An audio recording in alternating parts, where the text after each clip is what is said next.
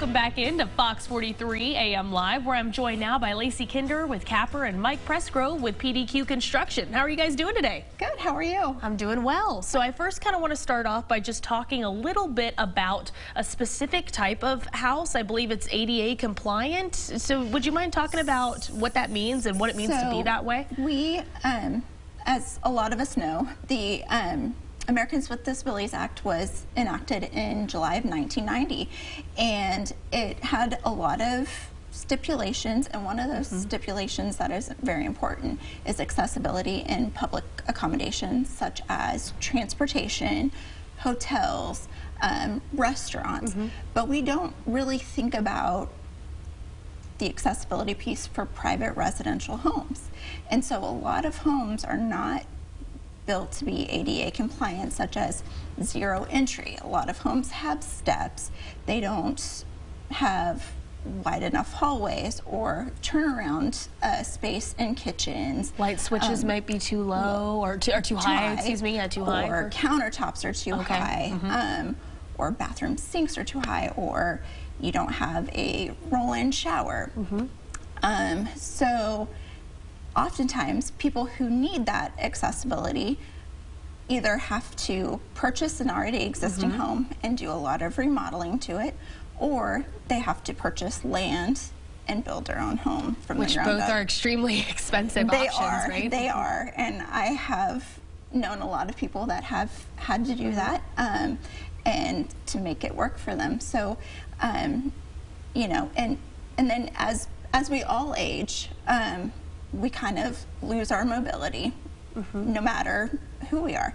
So eventually those accessibility needs that individuals with disabilities have now become a problem. Everyday life, yeah. For someone as they age. And so there are aging in place specialists like Mike here with PDQ Construction who can modify existing homes to help you as you get into a situation, or if you're planning ahead, which is always beneficial to plan ahead.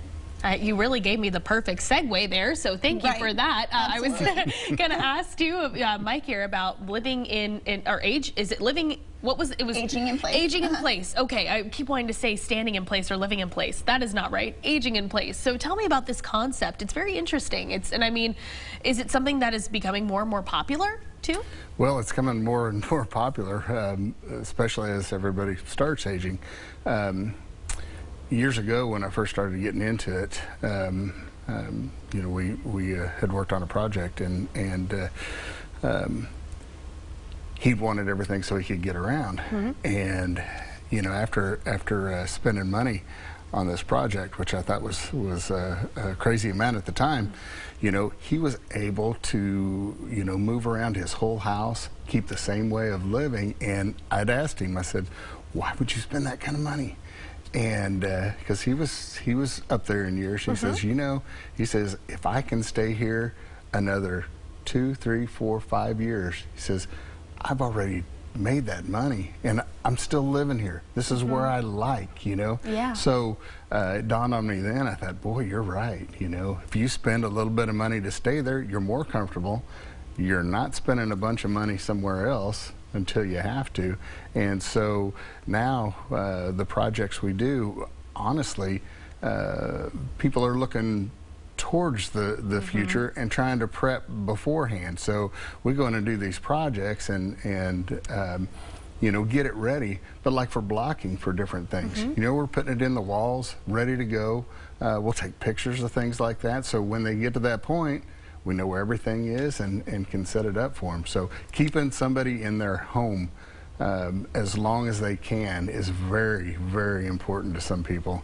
And, well, it's where you're comfortable. It's where memories are. It's where independence and safety are extremely important, especially the independence piece.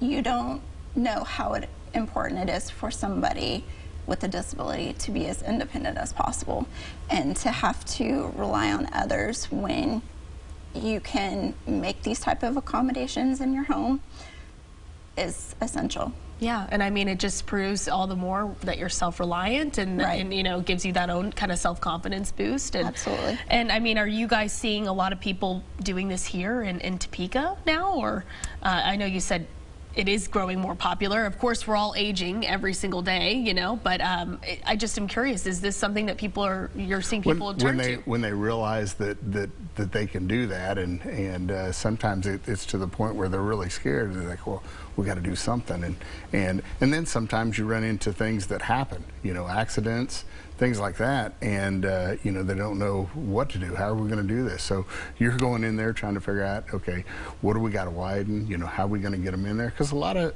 homes, like she said, aren't zero entry, and you have to you know, be able to get them in the house first, Yeah, and then figure out how to get them around and do the daily things that we take for granted. Totally. And if people are interested and they're watching and they want to figure out how they can, you know, get in contact with you all or figure out how they can do this in their home, what do you recommend they do?